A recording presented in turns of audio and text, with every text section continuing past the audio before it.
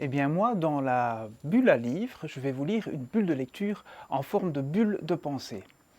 Bulle de pensée, en effet, c'est le terme que Pascal Sayce utilise pour désigner les textes de son recueil de philosophie vagabonde sur l'humeur du monde. Si tu vois tout en gris, déplace l'éléphant. Ce qui, vous le reconnaîtrez, est un conseil assez judicieux. Alors ce n'est pas la première fois que ce texte est lu oralement, puisque c'est une chronique radiophonique qui a été diffusée déjà il y a au moins 2 ans sur les ondes de la RTB, mais c'était peut-être intéressant de le reprendre aujourd'hui, de le répercuter avec une voix masculine, ce qui a peut-être déjà été fait. Bon, je ne dis pas que je ferai aussi bien que l'auteur d'origine, je vais faire de mon mieux. Alors en tout cas, c'est le bibliothécaire qui va vous lire ceci, c'est l'apôtre de l'égalité des sexes et l'amoureux de la poésie. Alors précisément, la bulle de pensée que j'ai choisi de vous lire s'intitule « Vous avez dit poétiquement correct ?» La question chante et résonne dans l'air du temps. Faut-il condamner post-mortem Baudelaire, François Villon, Pétrarque et Dante? Faut-il rhabiller la dame du déjeuner sur l'herbe, jeter au feu le jardinier des frères Lenain, la fille de cuisine de Chardin ou le verre de vin de Vermeer? Faut-il censurer les opéras de Richard Strauss au motif que sa vision des femmes est sexiste et caricaturale? Et puis, pour être au diapason, la question a été posée. Pourquoi ne pas interdire la lecture de La Belle au bois dormant aux enfants le soir avant de dormir, puisque le baiser du prince n'était pas consenti? Les arts, et la poésie en particulier, sont-ils coupables de sexisme? La rumeur gronde et a pris une ampleur considérable sur le front poétique allemand, car il faut croire qu'une nouvelle norme, poétiquement correcte, s'estime en mesure d'exiger aujourd'hui des sanctions hallucinantes contre la poésie. C'est que la poésie a été frappée en Allemagne par l'un des plus étranges oukases. En cause, un texte coupable, écrit en 1951 par le poète helvético-bolivien Eugène Gomringer, né en 1925, qui énonce en espagnol, avec une économie de mots, ceci. Des avenues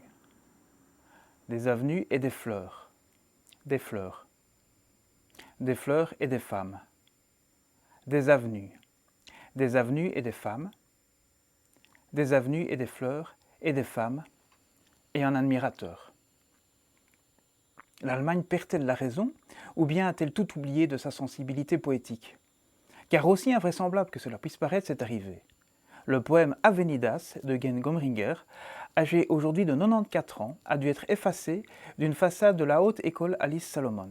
Cette école, située dans la banlieue est de Berlin, arbore ses quelques vers libres, ses avenues et ses fleurs depuis 2011 sur ses murs.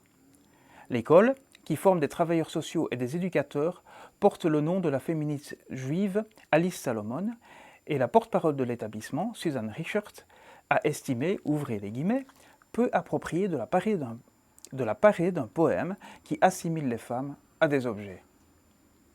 C'est en 2016 qu'un groupe d'étudiants s'est insurgé en envoyant une lettre ouverte au rectorat de cette Hochschule, exigeant que le poème de Gomringer soit effacé ou remplacé le plus rapidement possible au motif qu'il reproduirait, ouvrez à nouveau les guillemets, une tradition artistique patriarcale dans laquelle de belles femmes sont des muses utilisées exclusivement pour stimuler la création artistique des hommes.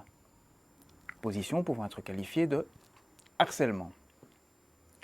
En réponse à cette demande stupéfiante, les autorités de la haute école Alice Salomon ont procédé à un vote qui a conclu que les mots, les avenues, les fleurs, les femmes et l'admirateur de Gomringer seraient remplacés par ceux de la poétesse Barbara Köhler lors de la rénovation de la façade de l'établissement prévue en octobre 2018.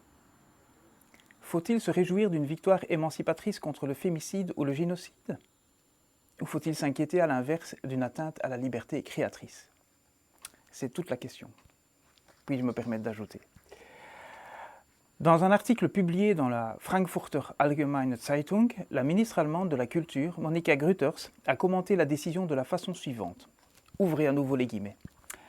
La leçon que nous avons retirée de nos deux dictatures est que la liberté artistique et la liberté d'expression sont toutes deux constitutives de la démocratie. Est-il possible qu'un poème soit coupable de liberticide? Et faut-il attendre de l'art poétique qu'il marche dans le rang et qu'il se soumette à la norme du Poétiquement correct? Des avenues. Des avenues et des fleurs. Des fleurs. Des fleurs et des femmes. Des avenues et des femmes. Des avenues et des fleurs et des femmes. Et un admirateur. Et un lecteur.